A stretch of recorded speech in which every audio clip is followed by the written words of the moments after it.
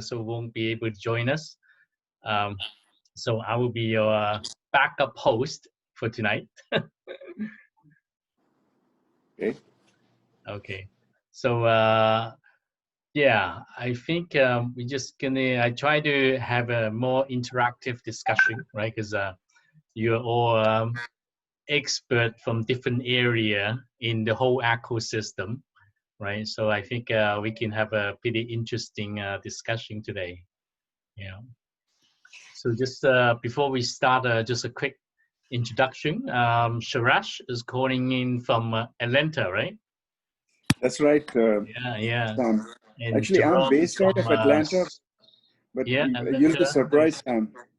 Actually, I'm based out of Atlanta, of course, that you know. But today I'm calling you from Asheville in North Carolina. Oh, So, yeah. okay. So I had gone for mountain hiking yesterday. So I did climb the the highest eastern ridge, 6,000 feet only, of course, peak. Wow. So I got back, Amazing. and so I'm calling from the hotel room. Wow, And amazing. I'll Must get back be to it tonight. Yeah. must be great to you know, get out there, have some outdoor. Yeah, it was good. Very refreshing. So Amazing. Great, yeah. And we also got Jerome calling from Zurich, right? I think. Yeah, that's right. Yeah. I trying not to be locked up anymore, which is a bit difficult. But yeah, which just I've been quite busy. I'm a bit. It's easier for me because the Zug Valley is just behind my door, so it helps a lot. We don't have to do too many zooms in Zug. It's just 500 meters away. That's great. That's great. Is it like getting? Is it what? What is the weather now? Like, is it still warm or If you like the snow, you can come and ski with me. it's snowing? Yeah, it was snowing yesterday. So and I know for you guys in Asia, it seems a bit weird, but people are already skiing here. So at least we see some fresh air and some sun on top of the clouds.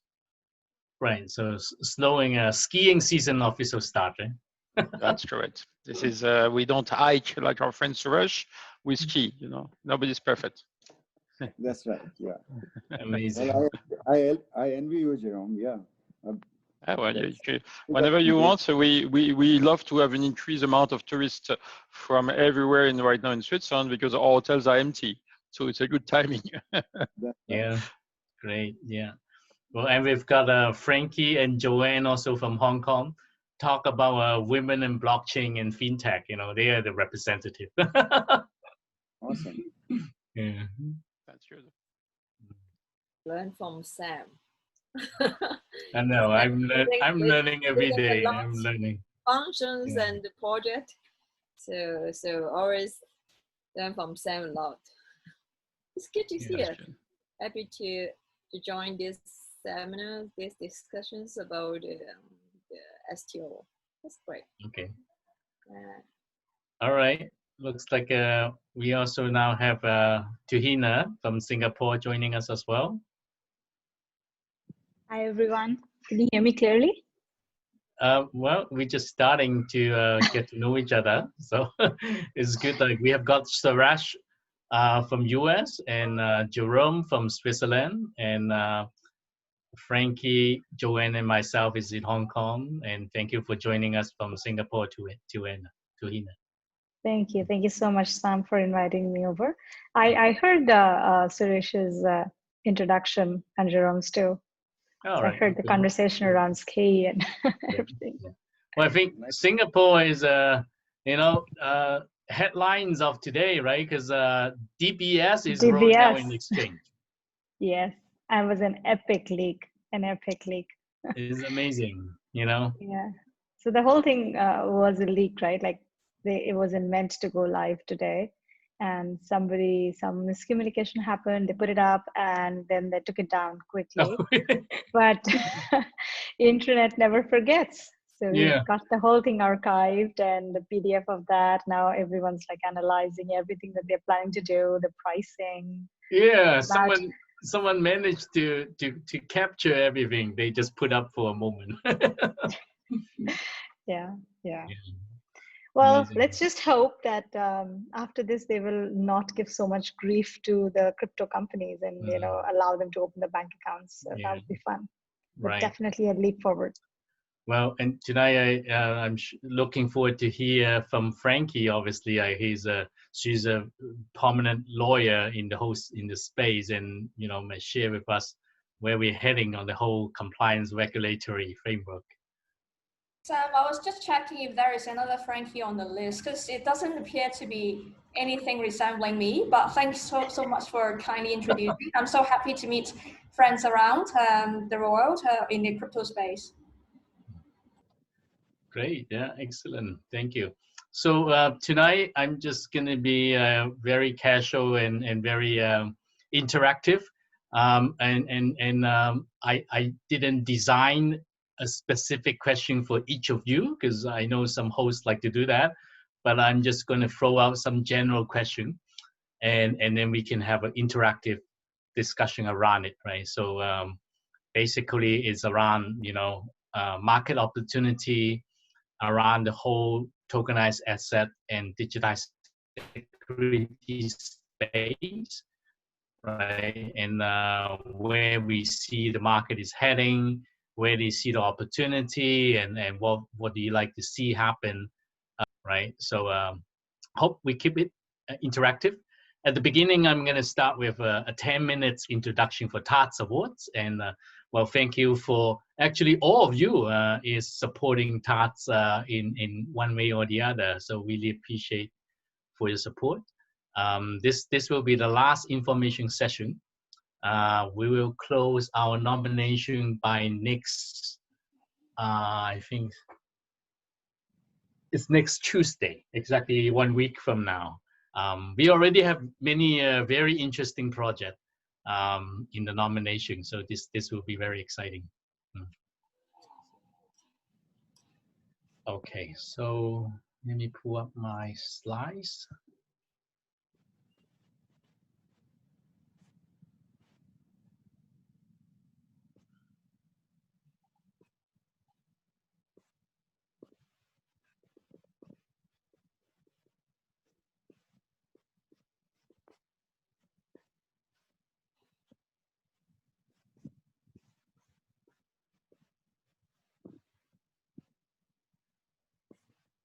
Do you see the full screen?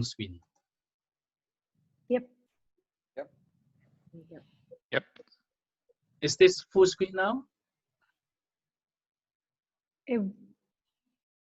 Now we see you in the next slide too. So Yeah, this is the speaker. The speaker Yes. view, not the full screen. Yeah, that's no, correct. it was. What about now? This is the presenter view. Okay. This is fine. This is a presenter view. Okay, so it should be. Now it's good. This is perfect.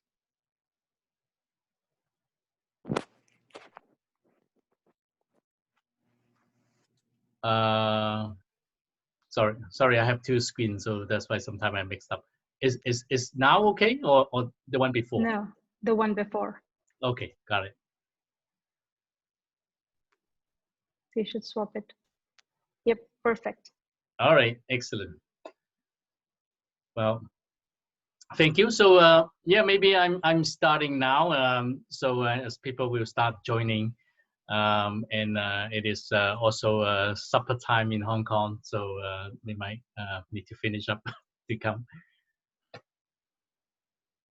All right. Well, once again, thank you everyone for joining. Thank you for our panel, and thank you for all the guests for taking your time. Today is a panel around the topics of market opportunities for tokenized asset and digitized securities. And in the back, it is also an information session. It is the third session for the TADS Awards. So I'm gonna briefly talk about the TADS Awards for the first 10 minutes, and then we will have a full 40 minutes panel discussion with the guests tonight, and they are expert in different area around the whole ecosystem. So I will introduce them later. Okay, so yes, I am Samson Lee. I'm founder and CEO of Constraint Partners. So I involved in the industry in different aspects and a lot of the also nonprofit organization helping to drive the ecosystem. So Constraint Partners is an award-winning AI-powered global decentralized investment banking group and a professional fintech and digital asset consulting firm. So tonight, it's my great pleasure to share with you about TADS Awards. TADS Awards, TADS, stands for Tokenized Asset and Digitized Securities. It is the world first annual international awards in this space. I'm sure you are aware of many fintech awards out there. They're in general more broader and cover a much wider scope. So TADS Award is very focused, just focusing on this tokenized asset and digitized security space. This award, we separate into two categories.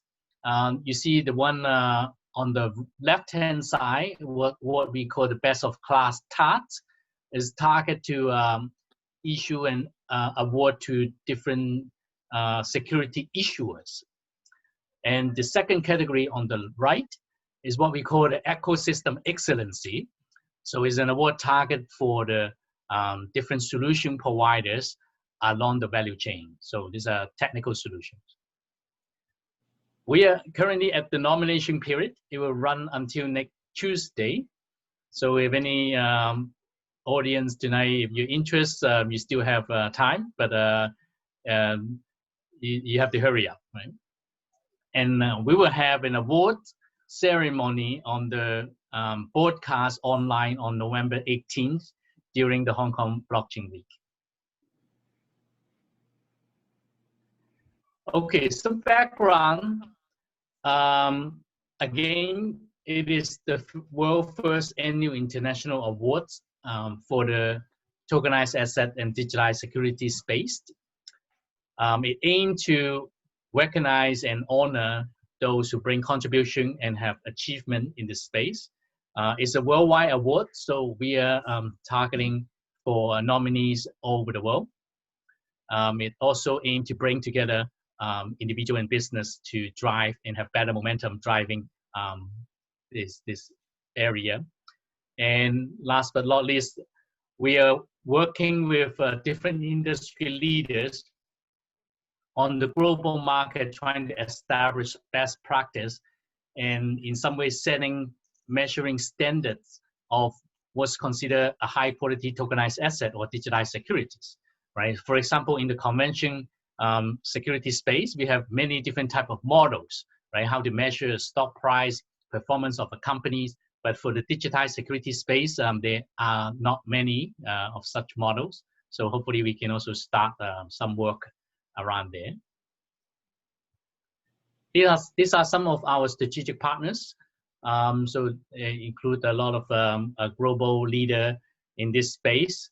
And also special thank you to Cyberport Hong Kong, very big support for us on the whole event and also on the ceremony, because like it's COVID-19, we're not able to host a big gala dinner, but they provide a nice venue for us to theme the ceremony. We also have conventional investment bank. For example, Westpark Capital is a 25 years investment bank out of Los Angeles, Somali Capital in Hong Kong, OSL, the first company who got the license for STO exchange in Hong Kong, and Crypto Valley from Switzerland. And there are more, right? Including like Morningstar and IBM, BMI, and also, Asia Family Office, so on. You can find all of them in our website. There are more partners. These are the steering committees. Again, I'm not going to go into details, and you can find all of their detailed profile on our website. Again, TADS Awards include 10 awards for the two categories. because the two categories are very different, right? One categories are actually for digitized securities, targeting for the issuers. And the other category are for technical solution provider, right? So it's for technical company. So we will also have two different sets of judging criteria for the awards. And you can find also the details on our website as well. In terms of the timeline, we are in the middle of the nomination period.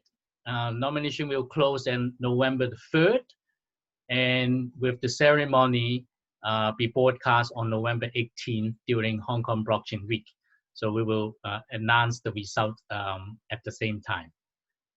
And in between, we have free information sessions. As you can see, we are now at the last information session here. Nomination process is very simple. Interest party can go online to our website to they can do a self-nomination, or they can find someone to nominate them, right? So there will be two parts of a nomination form. First part, just basic information. And second part is the details of the project. So if you want to nominate someone, you want to be a nominator, so you do not have to worry about some heavy-duty form filling, right? All you need to do is to fill out part 1, and then the nominee themselves, they will be responsible for filling in the part 2, which is more of the detailed information.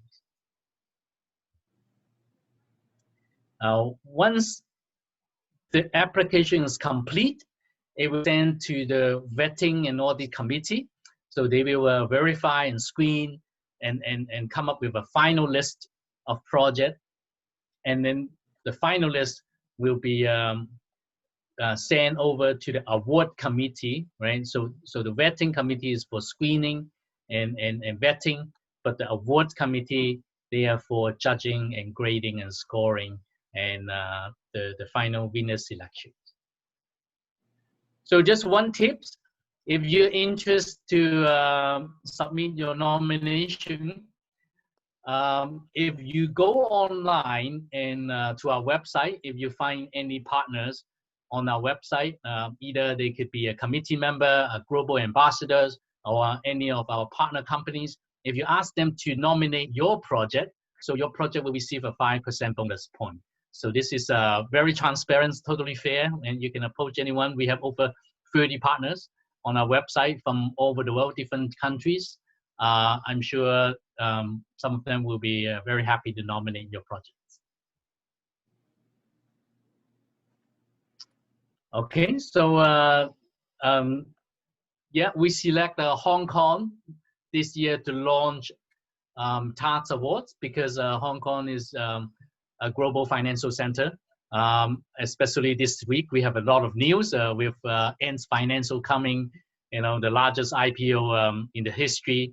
But if we look at the bigger picture, Hong Kong actually, I think including this year, very likely because of Ant Financial as well.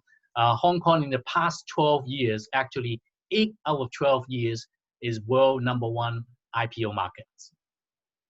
So definitely a very good place for us to bring the convergence between conventional capital market and digital asset world.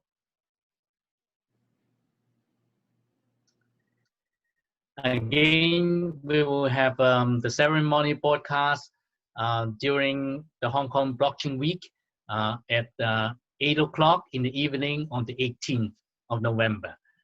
This will be a global because it's a more friendly time zone, friendly time to different time zone, right? It's not too late on the far end, not too late for Australia and New Zealand, and on the other hand, it's not too early for the East Coast of US neither. The West Coast might be a little bit early, but maybe all the way to the middle mountain area time still okay. Okay, thank you very much. That will be all for the TADS Awards. If anyone have any question, feel free, the Q&A box, feel free to send in your question. and I will try to respond to the question towards the end of the session. So you can still submit your question throughout the session. Okay. Thank you. That will be the end of my first part. I notice I'm 2 minutes over time, but I hope it's still okay. So without further delay, we're gonna start the second part of this event, which is a panel discussion with the topics of market opportunity around digitized securities and tokenized assets. So tonight is my great pleasure. We are very honored to have some very unique guests. They're all expert in their own area, but is making this, driving this, helping to drive the whole ecosystem forward. So may I introduce, we have, well, I will let them to do this, a self-introduction of themselves, so you can learn more details about them. But we have tonight Jerome from Switzerland, Joanne and Frankie from Hong Kong, Sarash from US, and Tuhina from Singapore. So may I start with the ladies? So how about Frankie, would you like to start your self-introduction? Oh, no problem. Hello, everyone. I'm Frankie. I am a technology lawyer at the international law firm called Eversham Sutherland. Our ecosystem is very vibrant and international. So although Sam and I are based in Hong Kong, we meet all friends internationally.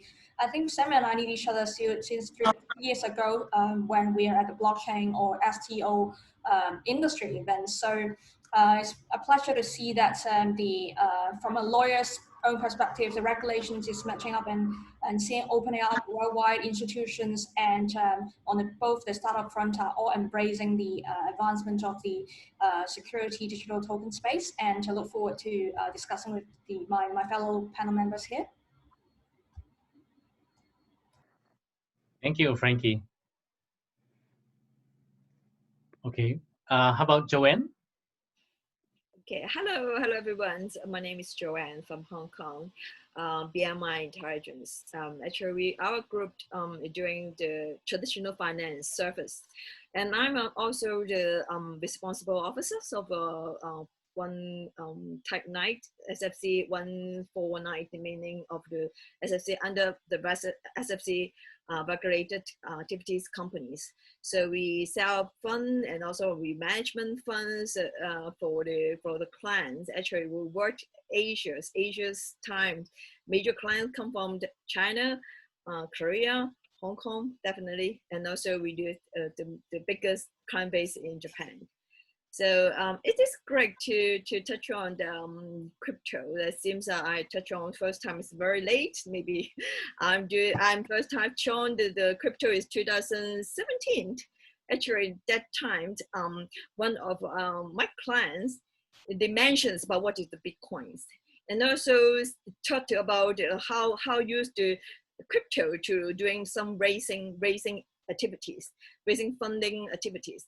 Because we're doing very traditional fundraising in Hong Kong or globally. So the first time we touch on the crypto is go through a client they introduced to us. But this is very, very great. And also we met Constraint and also a lot of the partners in globally.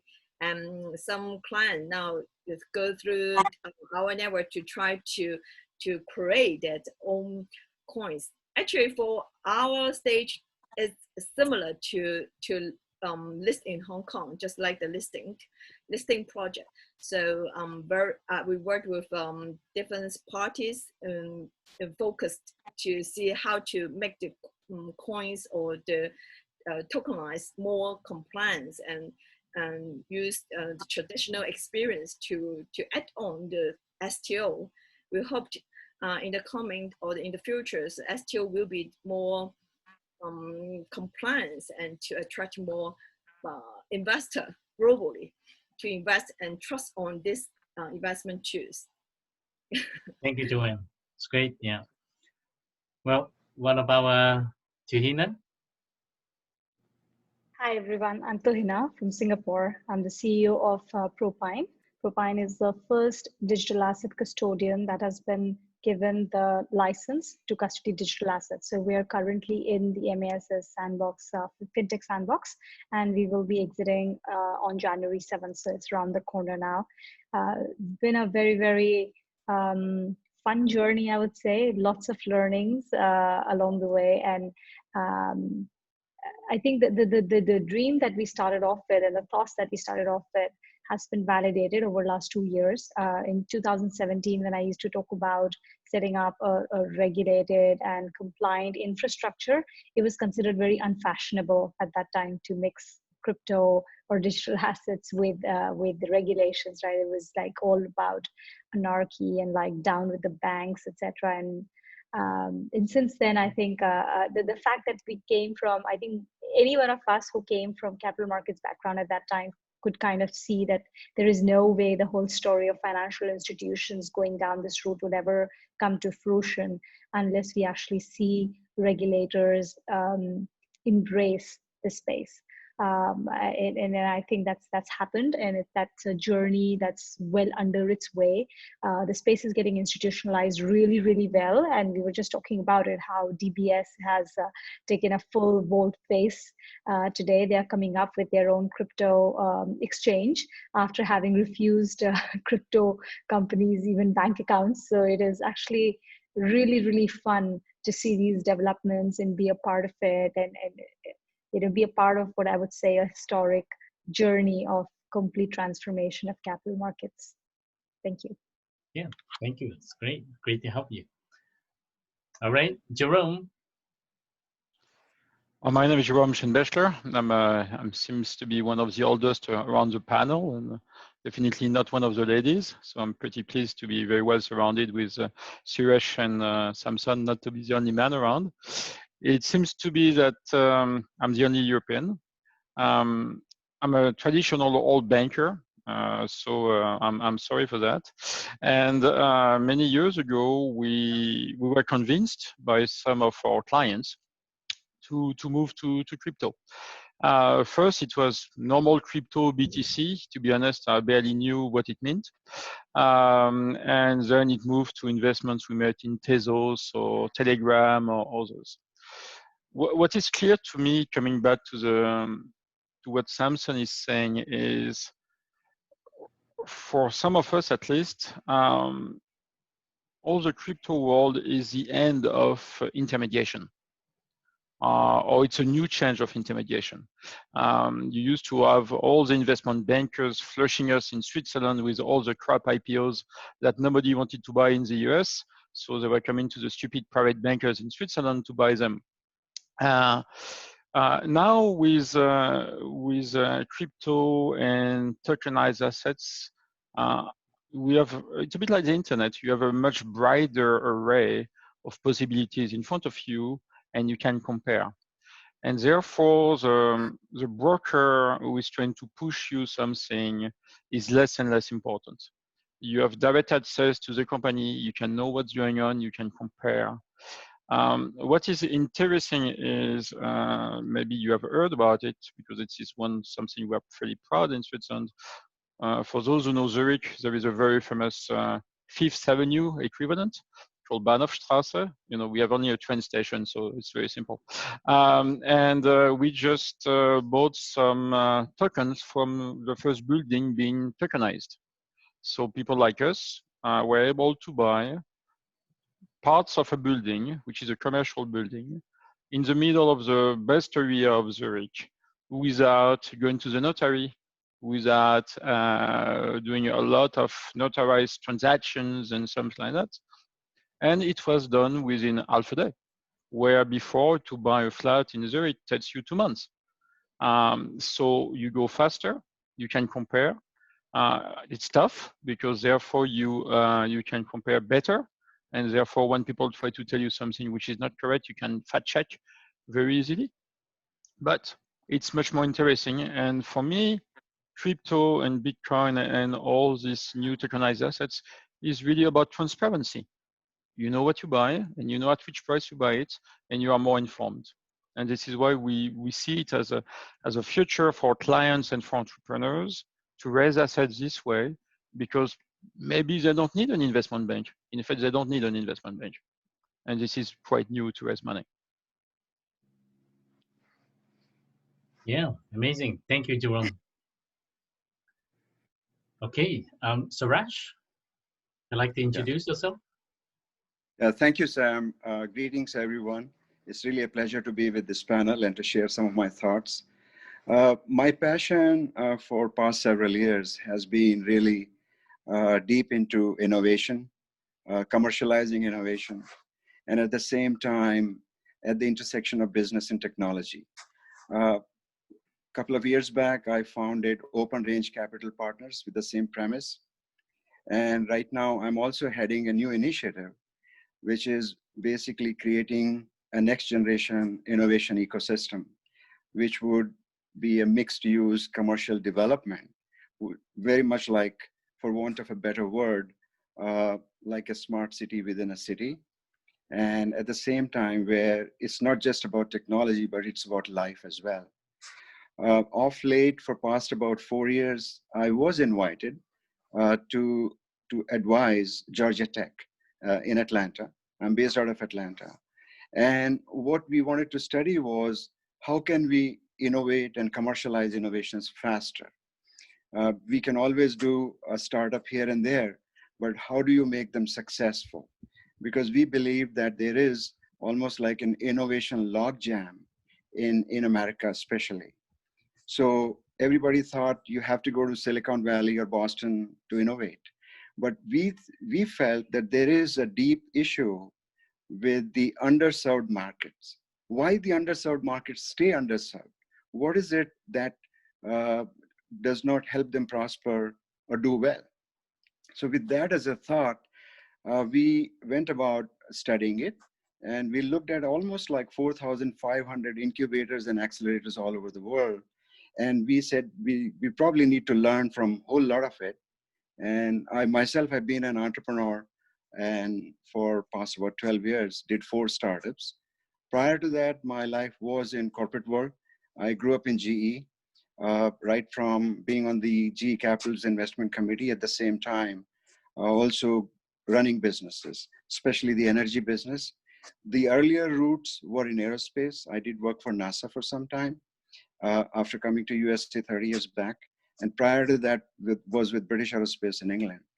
I was born in India, but the key thing is, wherever I went, I found the same thing. The underserved markets is a big issue. People do not have access to opportunities where they can unleash their full potential.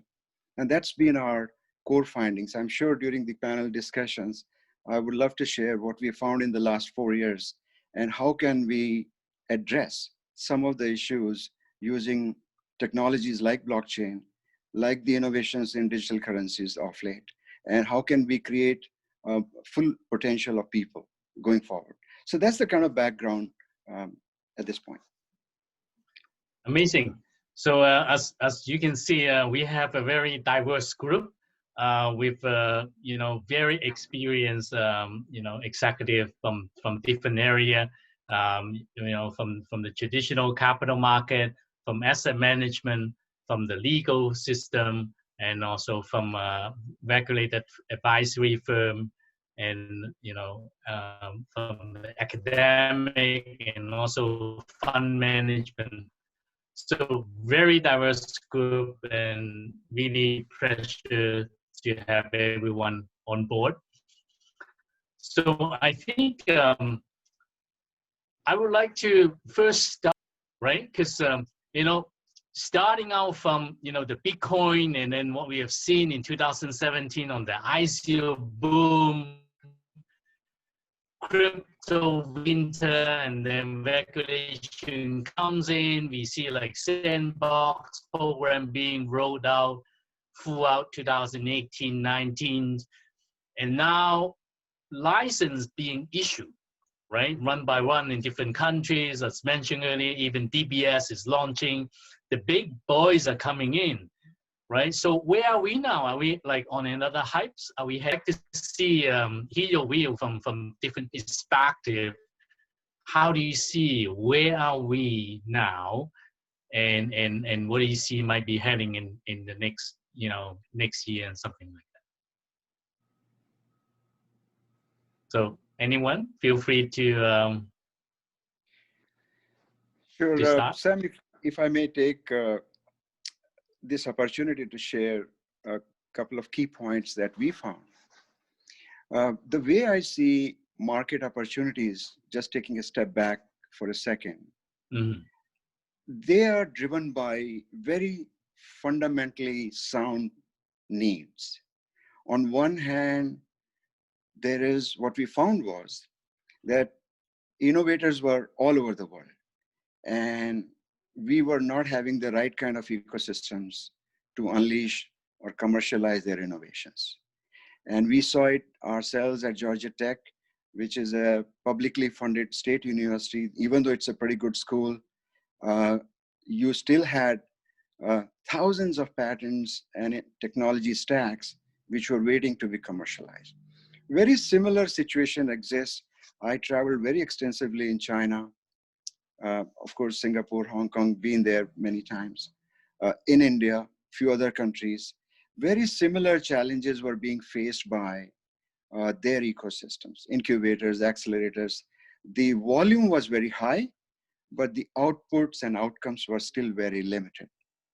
So that was one. So clearly, if we have the right ecosystem where you could sort of measure value creation more efficiently and effectively, I think there is a potential. And that's where crypto and digital currencies, they would help.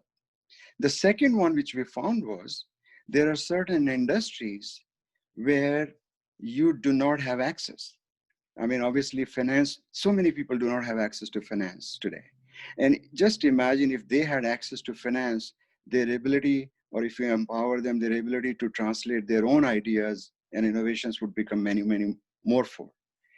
What we did was we took an experiment in energy industry. As you know, energy is a critical infrastructure all over the world. But still today, about 1.3 billion people do not have access to electricity. And they are almost like in 10 or 11 countries. So why is that? That means where will that capital come from? How will you enable these people's potential to full extent? It is an industry where gestation periods are long. VC capital is pretty much dried up. The motivation to innovate by the utilities and all that were limited. So it was very almost like a worst case scenario. So we took that as an example, and we created a center for distributed energy with so many renewables coming up on the horizon. How would you provide electricity to everybody? So once again, we found that your ability to generate electricity, to distribute it locally, you needed a different form of currency. You need probably a digital currency that you could trust upon. So that was second thing. The third thing, which is often not looked at, is the virtual invisibility into the marketplace which is existing today. I mean, today when you talk about investing, you really have very little visibility inside that company. I mean, I've been on the board of so many publicly listed companies. It's very hard for a common investor to invest in those. So in other words, today we are at a crossroad where you have a huge part of the planet which is underserved in many industries, innovation, energy, finance especially. And then you also do not have visibility into the existing marketplace. So all these things converge to create a really sound market demand for innovating the way we would use a measure for value creation. And that's what brings me to this point. So I think the market demand, opportunities is a given. That's how we look at it now. But what is missing is the scaffolding. What is missing is the building blocks. What is missing is the running rules. We are pretty much like in Amsterdam in 1719 today, where, hey, you can invest in building another ship because it'll give you a higher value of return. What I think it's a very exciting time for all of us who can really innovate and come up with solutions that could create the next generation of economic growth for the whole planet. Almost 1/3 of the planet is still, nowhere there. So those are some of my initial thoughts. It's amazing. Yeah, thank you, Suresh, for sharing such a great insight. it's great to hear from somebody like you. Like you have, been through the whole, like starting from GE Capital with a lot of incubator experience, and you see a real market window that this new tokenization can fill and provide extra value to fill the gap in the ecosystem. So that's really a great insight that you're sharing. Thank you. Maybe Samson, just to use what Suresh is saying, the scaffolding is missing. And as an investor, I have to say, I was always a bit scared to invest via non-regulated entities. If you look at what's going on around, it seems every day some people are missing their wallets, or somebody disappears. You have a lot of scams around, and it's frightening. Do you want to invest into something that you know that tomorrow is not going to exist? So I would say, coming back to what you mentioned about DBS, because I do believe it's a milestone, what DBS is doing. First, I'm not Asian, so I would like to get the understanding from our Asian friends here. DBS is extremely well respected. It's one of these companies that you believe is not going to disappear tomorrow morning. I cannot say that for most of the crypto exchange. That's number one. The second point is investments have always been used mostly by large investors. This is what you see in the big normal equity exchanges, where like 80% of the orders are generated by big pension funds or hedge funds or whatever. If you have DBS able to come to small and middle participants to be able to raise money, and if DBS is able to provide you possibilities to buy crypto in a safe way, or perceived as a safe way, then they are going to be truly one of the biggest intermediaries for this business. It's a milestone because it says, okay, you can buy crypto in a safe manner, number one. And second point is, if you are a small company, you don't need to be able to raise 500 million or a billion to go to one of the large US investment banks or a large pension fund. You can do it yourself, maybe for 10, 20, 30 million, not for 5, but for something which is meaningful. And therefore, coming back to what Suresh was mentioning, you will have to disclose a lot more, because it's going to be surely regulated by one of the big players. So as an investor, as an end investor, I'm definitely looking at DBS, Citibank, JP Morgan, UniCredit, maybe the Swiss ones, but usually in Switzerland we're a bit slow. We have been trying to do that for the last 2 years with the major banks here, and say, well, regulation is coming, and we have a lawyer around the panel, so I'm sure she will be able to help us. If there is a frame, if there is a scaffolding, then we can build on top of it. What has been a challenge for the last 3 or 4 years, you had no rules, you had no frame. A lot of people had great ideas, but you had a lot of scams. And now you're coming to something a bit more with bricks and mortars. And therefore, it's much easier for us and investor to believe when you have the support and potentially the stamp of approval of a large regulated entity, and therefore of the regulator. That's great. Yeah, very interesting comment. I think it is an interesting crossroad, right? Really, like, because Bitcoin started out as an asset. People like to buy it because it's off the banking network. It's like, like this is the whole thing is started. Right now is a true convergence, right? And now banks are coming in. But I guess like that's a really great point, especially Jerome, from your background as a very experienced asset management expert and family office provider. So that mind of comfort for the investor is very important for, especially I can see from the institution and high net worth investor as well. Yeah, thank you for sharing. So what about, may I then direct to Joanne? Like, you also dealing with a lot of the traditional investor from the traditional stock market and asset management. How do you see? Because BMI is a 28 years old local investment bank in Hong Kong and have a lot of experience doing traditional IPO, corporate finance, and things like that. Yeah, we find the crypto have an opportunity. Actually, I quite agree with the speaker, because we find the IPO as a very traditional investments.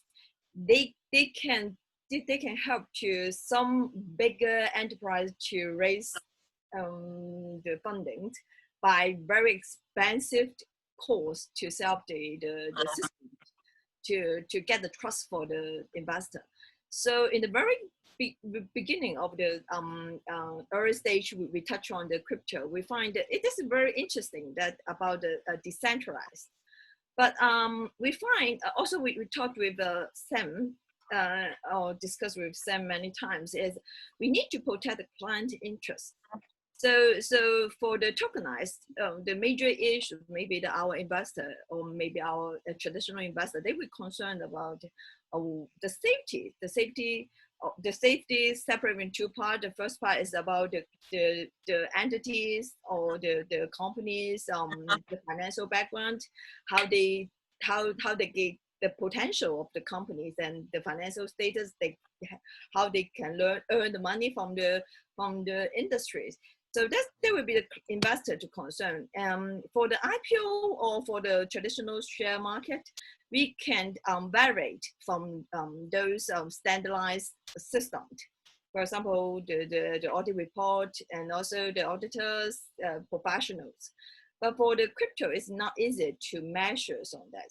So we try to work with some platform or the professionals on the crypto side is focused on how to improve this type of the trust between the investor.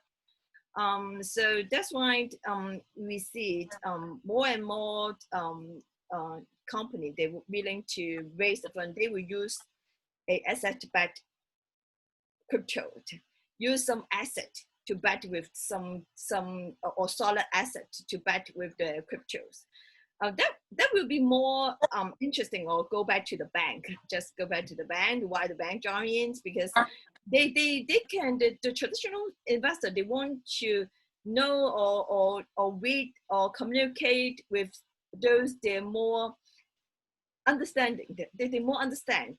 If they don't understand, they will not invest. Even they think that this is very good opportunities, but it is very high risk and they don't understand.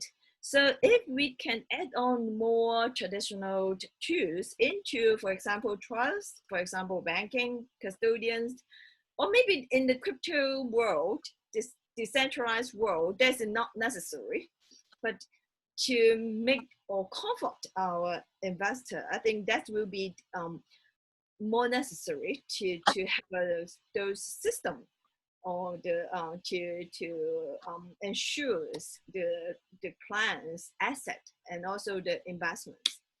That's why we find that would be very good opportunities, because crypto fill the gap between the bank, just like Ant, finance, and also some those startup companies. They have a fill the gap for the fundraising tools, not only the beggars and very ready, and they have money, they invest on the IPO system. Not only this kind of company, they can have the right to raise. They also have some startup company. They need the opportunities. They need the money to get to make their business to grow. So for our investor, they're quite especially those China's or Asians investor, they're willing to try the risk and test, they're willing to invest. So I think it is good to provide a platform for those startup companies to connect different type of the or risk type of the investor. So it is great to see the opportunity here and see.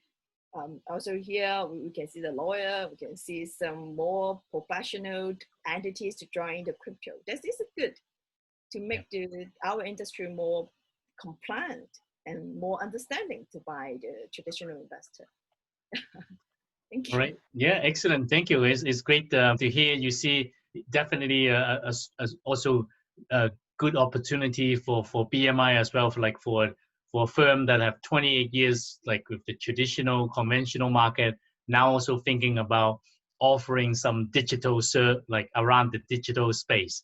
It's definitely interesting convergence because, as we all heard, like a few weeks ago, like another company in Hong Kong, like OSL, they got the first conditional license in Hong Kong for running a virtual asset exchange.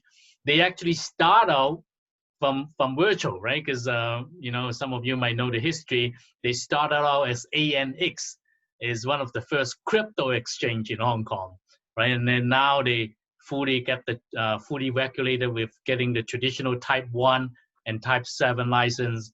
So it's really interesting to see a convergence. People start out from the traditional space, now extending to digital, and people start out with digital space now also getting regulated in a traditional way. So very interesting to see. So may I then ask, go to Hina. So just bear with me, Frankie. I actually have a purpose to save you at last. I have some interesting question for you. So, but to Hina, how do you see, like in Singapore, as first of all, congratulations, as you mentioned, you're going to be regulated very soon in just around the new year. So from your point of view, right, how do you see also from what you're doing, trying to be a regulated firm, where do you see the opportunities here? And first of all, why do you pursue such path as you're doing now? Sure. So a small correction, we are already regulated. So we hold a license. You can't get into the fintech sandbox without the license. So we're already regulated, but we'll exit the sandbox soon. From a point of view of and I'll just make a small comment as well. I think to the prior question that you had, which links up to this, is that at present, when you look at digital assets, I like to, for the ease of framing the conversation, I like to divide them into the crypto or asset-backed tokens or non-security tokens versus the security tokens. So all the non-security tokens, which is whether they're asset-backed or whether it's cryptocurrencies like Bitcoin or whether it is stable coins, etc., they all are, I would say, from an infrastructure, adoption, acceptance, regulation point of view, they're a couple of years ahead of the security tokens.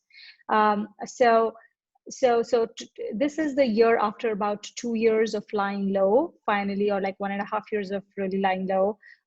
Crypto is coming of age, and it is being accepted quite widely by the big boys, as we're speaking about. So whether it is DBS or whether it is Fidelity saying that you should put aside 5% of your assets in Bitcoin, or whether it's Northern Trust, etc.,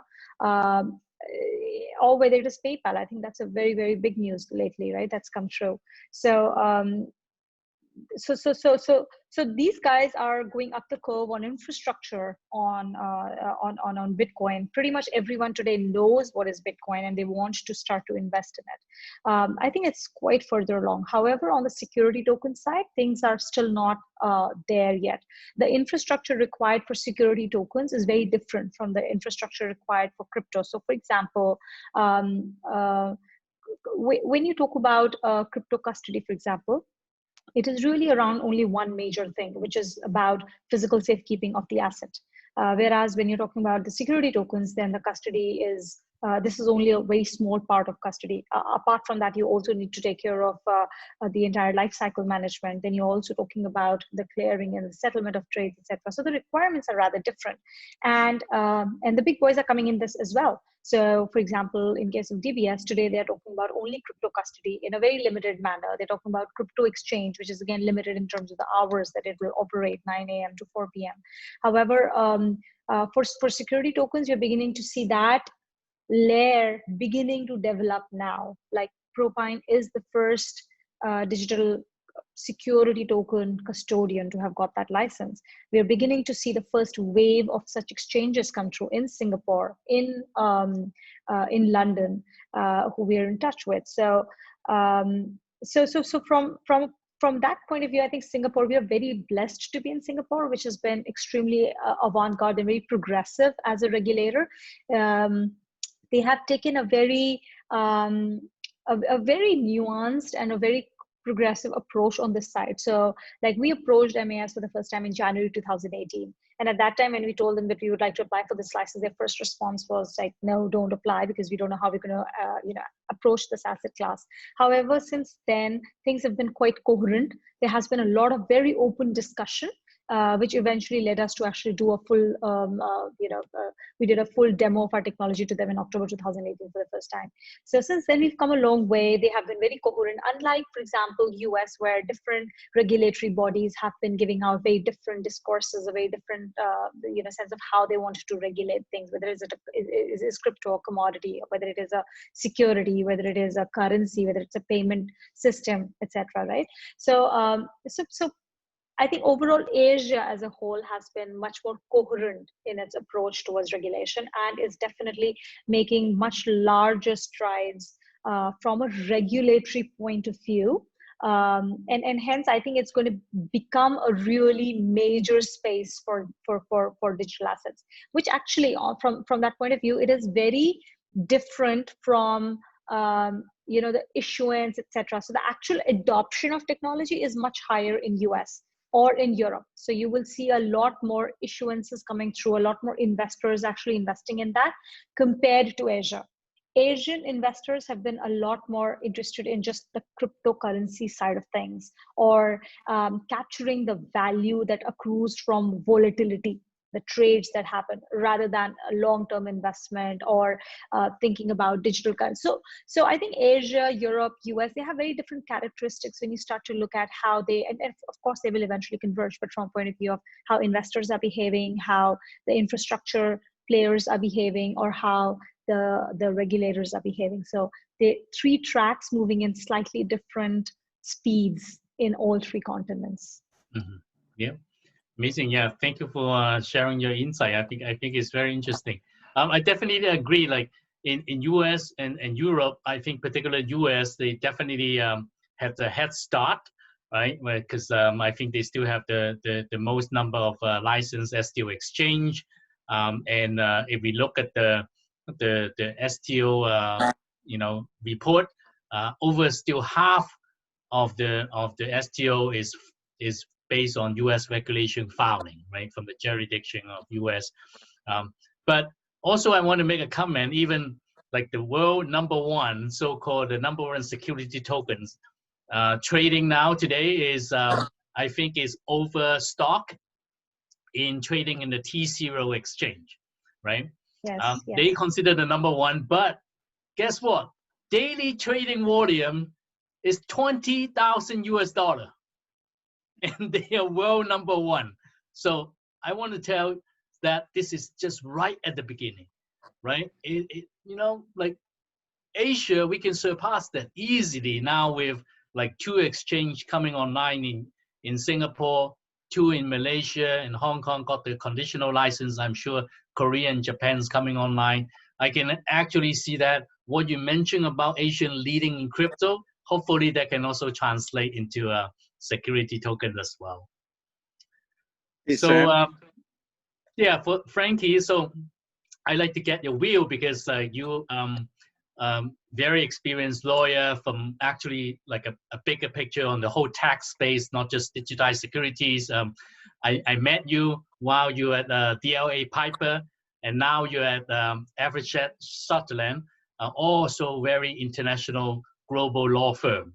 So I'd like to get your global view. How do you see, like, different jurisdiction, trying to move forward, and also a question bring up earlier, like, is it like really have a good structure ready for the issuer company come in to do like fundraising, and also for the investor side in terms of investor protection, and how do you see this whole space? Is it like ready or like how? Yeah. Thank you. I think I really appreciate our expert panels sharing, and I agree to many of the points that our fellow panelists have shared on how the non-security feature kind of tokens ecosystem seems to be like 2 years ahead of the security token space, and we're definitely seeing the Asia side trying to play catch up. And we, from a lawyer's perspective, I'm seeing that Asia is as a big drive force with the interest in the finance side in the STO. As Tuhina pointed out, while the technology exploration will be more global in nature. And when I see the Q&A where one of our friends here raised the question of how is the US regulations seems to be not up to speed as compared to Europe or Asia in terms of leading in forming the framework for the STO space. I actually find it very interesting because in the crypto regulatory space, actually the New York state of US was the most advanced in that they were the first place to have regulations to regulate any exchanges. Back then, there wasn't as much of the differentiation of security token or non-security token. So long as you're dealing with a digital access, New York State was the first one to have that kind of license. But since then, the security digital token space have, in terms of regulations, to Europe and Asia has been catching up, and especially on the secondary market space. While we see that a number of the STOs actually took place first in Europe and in America before Asia, we see big projects coming. But that was more on the primary market fundraising side, where because the regulations were more advanced in Europe, in US, instead that they regulate the AML, giving confidence to the investors, as well as they require some kind of registration before you do the primary fundraising of digital access having security feature. But on the secondary markets, we're seeing Asia, Singapore, Malaysia, Japan, Hong Kong, everywhere is trying to provide a more well-rounded ecosystem. Instead, okay, it's good to have the primary market where you raise your funding, but people are very interested in whether the system has the secondary market where they can interact with the investors, other investors and more initial investors to exit and have a liquidity on that front. And in that, as Sam, you pointed out, we're really at the very early stage in that the biggest, so-called the biggest STO project that is ongoing on trade is still in terms of size very small. It's just a matter of time before I think the confidence are placed in the STO front. But in terms of regulations, we're definitely seeing convergence in coming time. And so far, there seems to be some arbitrage scope, I would say, where when we speak with our friends in the ecosystem, technology projects are global in nature. So we're very looking at these different jurisdictions as to where is the best in terms of setting the, reaching out to investors and presenting themselves as trustworthy as a STO project owner, as well as I think in terms of the tax is getting more stringent in different markets. For example, in US and in UK, there is more stringent requirements on how you make gains from your digital access. So there is definitely still a lot of scope for jurisdictional arbitrage, and this is therefore a very dynamic and interesting time and space where we can observe how different relaxed some of the areas in terms of regulations are. Well, not having very strict regulations sometimes may be a good thing. While for some more mature markets where the institutional investors are actually looking at building public confidence because they're holding big chunk of money to be seen as reporting, being accountable. For some markets, they will have to choose more regulated markets. So I guess different markets still have their own attraction to different types of projects, and that's why it is a very interesting, I think, environment for now. Okay, very interesting. Totally agree. Like, I think what we're doing now definitely should create a new product that can bring extra value. It's not trying to replace anything, but more transformation and provide new opportunities. So as we always say, good panels is always too short. So now we're almost coming to the end of the session. So may I now invite each of you maybe share a closing remarks. How do you see this market? We are getting in towards the end of 2020. How do you see 2021? What do you see it will happen? Or what would you like to see happening in 2021? So may I go back to Suresh? Yeah, I think great comments, Sam. It was really nice to hear from everyone. The way I see it is the biggest builder for trust is reality. And I think the adoption of digital currencies, whether security tokens and other things, the way they are evolving is very natural, the way I see it. The reason is, for them to become successful, I think we really need to have real projects. In other words, once you have real assets, which can be backed by a digital currency, what the technology today, especially the digital technologies, allow you to do is to make it fractional and to reach out to a much wider world for people to be able to invest and trade and exchange in that. And I think this wave is not going to get stopped. In fact, it is just starting in a very logical and the right way. The way I see Singapore, Hong Kong, many of the Asian markets are evolving their ability to exchange and trade is natural, because those parts of the world would have a lot more access to be able to invest into the real projects of the world, whether they are in USA or Europe or elsewhere. So I think I see a very bright future. The few things are, yes, they need to be fixed. Security will always be a concern. I mean, remember, banks have been there for 600 years, they still get robbed. So that will always be there. So I'm sure we will have to manage that, and we'll continue to work on it. But this Thank is you. not stop. These are just the starting times. So that's how I see it. All right, really appreciate it. Thank you, Suresh. So how about Jerome? Yeah, I would definitely piggyback on what Suresh is doing. 5 years ago, digital currency, digital assets was an idea, a dream, a concept, but not something real. We see, as I told you in the small example of this real asset transaction in Zurich, you're talking about a city which has been there for nearly 1,000 years, which is pretty, how to say, gray. I'm from here. And we are moving to this kind of transaction. So in the future, what I do see is you will be able to sell your house digitally. You may get your mortgage in a matter of minutes instead of talking to your bank for 3 months. They will know your credit scoring. You may be able to use different ways of payments, Bitcoin, others being one of them. Stable coins will definitely be there. Now, what I also see is, so the reality is going to be there. That's for sure. Real projects, tangible assets, that crypto is only a tool for reality. And so what I see at the same time is concepts will change. We are losing away the libertarian view of the cryptocurrency, and exactly what we were talking about DBS, it's coming Main Street.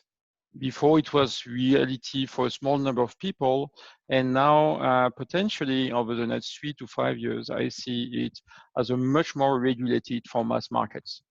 And believe it or not, this is exactly what the banks are doing. DBS is not doing that for the fun of doing it. It's just because they can't do something else and make money on other streams of businesses. So they do it because they have an interest to do it, not for the pleasure of doing it. So to shorten it is real assets, tangible, ease of transactions, and a much more mass market crowded number of banks and brokers, because the Pandora box has been open, they know it's happening, and they don't want to lose the market. All right, that's great. Yeah, it's really insightful. Thank you. So Joanne, may I have your closing remarks? Yes. I think I'm sorry we are running out of time, so we might have to wrap it up.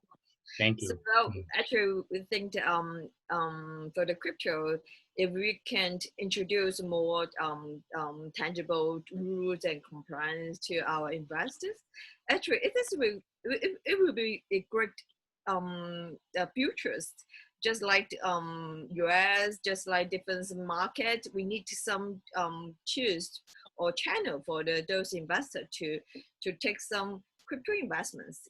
Actually, they know about the crypto, they know about the cyber, they know about but they need to learn and adopt to this investment environment. So it maybe take some times, but I think good environments and more educational seminar, just like these times of the more discussions between different country jurisdictions. I think this would be good to our investor. So we hope and we're happy to see, and also we think this will be definitely a great opportunities for our for just like our professional team to join in the crypto to make the crypto investments more acceptable or by our traditional investor. So yes. All right. Yeah. Thank you. Definitely agree. Like more education. Yeah. We would love to host similar panel more often with your support. Right. So Tuhina, may I have your closing remarks? Sure. So I'll go down the very, very practical route. What I want to say first is I want to see more homogeneous regulations. So far, all the countries are creating their thoughts only for their own specific jurisdictions, but the nature of the beast is very global. So we want to see more transnational cooperation for that. And I think that itself is going to unleash the real potential of digital assets in a very large manner. So that's one. The second piece, we've got a lot of these building blocks that have kind of come together. So we would love to see proper integrated end-to-end solution working through. The third, pretty much like what Suresh and Jerome said, we need to have really good large names come into this space from a digital asset point of view as well. So for example, we're working now on a mandate with a bank in Philippines, which is looking to come out with a $50 million bond issuance, which will be tokenized. But this is more Main Street, right? So you'll actually have the bond being distributed to not just accredited investors or institutional investors, but to retail as well. So having those kind of projects coming from really well-known entities would be great. And lastly, we have some really big projects which are defining the way potentially the capital markets are going to get restructured or rewired. So some of them being the Australian Stock Exchange or SDX, working on two completely different models of how they think DLT could be used in capital markets. So getting them to see live and see what kind of learnings we are going to have, how various participants are going to work around these two different models would be super interesting. So I think, and each of these things I think is moving forward. So I'm pretty sure that we'll see them come live. Thank you. All right. Thank you. Yeah. Thank you. Excellent. Thank you. So Frankie, may I have your closing remarks? Yeah.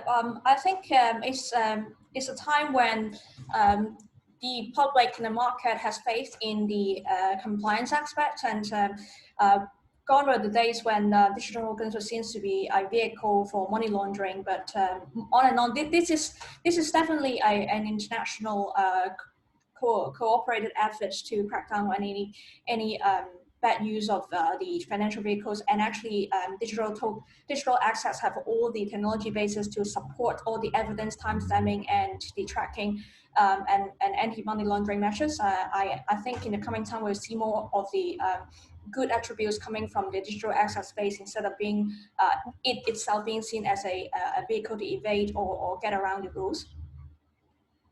Thank you. Yeah, thank you, everyone. I would like to express my, grateful to everyone joining. Thank you for your support. We have a really nice panel. We would love to host another panel in the near future. I'm sure there are many opportunities. And for all the audience, thank you for joining us tonight. If any one of you interested about TADS Awards, please go to our website. We have all the details, and you have 1 week left for the nomination, so please hurry up. All right, thank you, everyone. So I would like to bring an end to our session here. And thank you, and good night. Have a good day. Bye-bye. Thanks, everyone. Thank you. Bye-bye. Thank you. Ciao, ciao.